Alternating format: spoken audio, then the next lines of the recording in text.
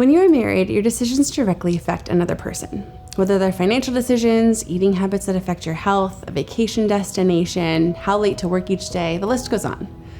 Once you have children, that only multiplies the weight of each decision as it starts to affect more people. In a marriage, one of the most significant decisions is the choice to love and respect the person you're married to every single day, keeping the vows you said before God and most likely all of your friends and family on your wedding day. If you don't, then the person you're married to will be negatively impacted by the choices you're making or not making. Now, I married a wonderful man who will let nothing get in the way of breaking the pattern and habits that he was modeled by his parents with regards to their marriage.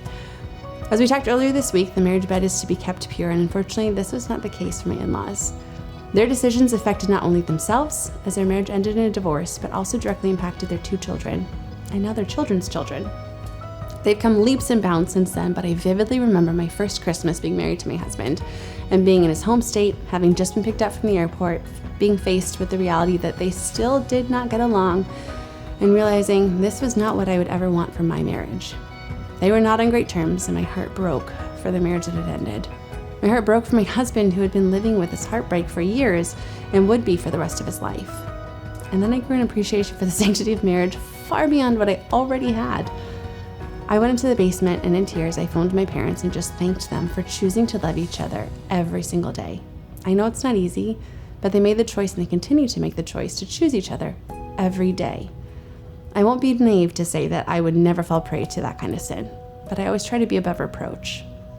My husband and I have boundaries set up, and some may think that they are extreme at times, but we've seen firsthand what a slippery slope it can be towards an affair and how that's affected all the people around them. So we are going to do everything in our power to make sure that doesn't happen to us. What kind of boundaries do you have set up to protect against sin like this, or any other sin that seems to be easy for you to fall into? I hope it takes some time today to evaluate what you can do to be proactive, because the reactive side gets messy really quickly.